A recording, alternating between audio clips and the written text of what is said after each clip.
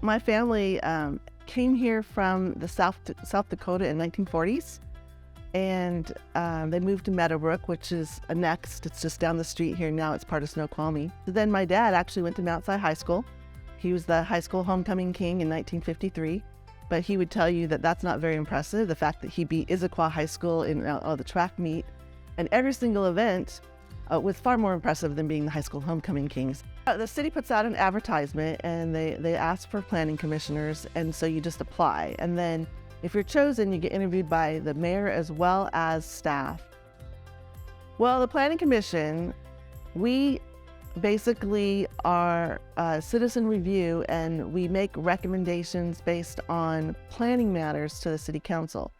There's a Growth Management Act, and the state has passed that, and we are required as a city to adhere to the Growth Management Act. So whenever there's any sort of revisions to the comprehensive plan, which is what the Growth Management Act has put in place, we take a look at that, we discuss it, we work with the city staff, which are amazing. They explain to us how we have to stay within the laws of the Growth Management Act, and if we can do revisions, etc.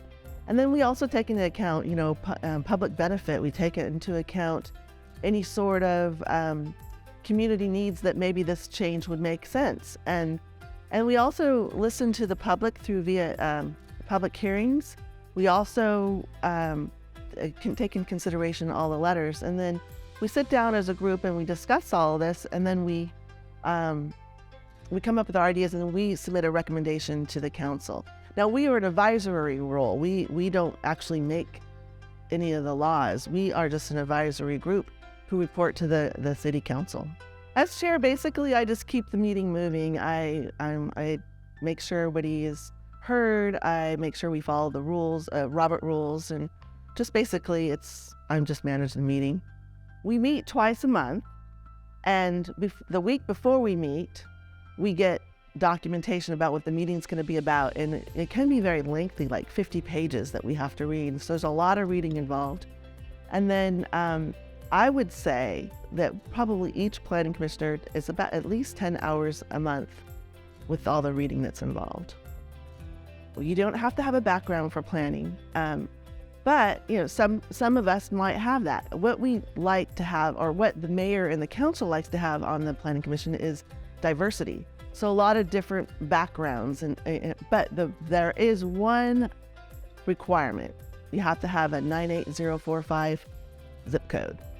And there's 7 planning commissioners. 4 of them have to be within the city limits. And then the 98045 zip code is also part of King County.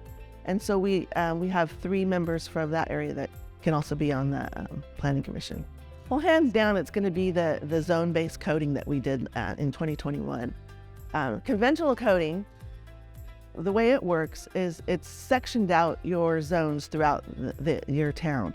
So you have one section that's single-family residential, one section that's commercial, one section that's could be farming, and one section that could be industrial, but they don't mix. So there's defined lines. The zone-based coding is proven to be like the new buzzword in planning, and it's actually really brilliant, because I think that we're doing it in the 1920s, and then in the 1940s we just went to this sectional coding. So what it is you could have mixed use. You could have retail on the bottom and people living on top. You can still have it light industrial in the whole area. It makes it so you can walk around town. It makes it so you don't, like in downtown Seattle, you have these buildings that are really tall, and you have no sunlight because the buildings are so tall. With a zone-based coding, you have tiered buildings, and it lets the sunlight in, and the zone-based coding also adheres to the topology of the area. So it really makes the area look nice. It's a nice place to live, etc. So yeah, that was really fun. And then on top of that, the entire commission got a letter from the governor, Governor Inslee, an appreciation that we passed all this zone-based coding. So that was kind of fun.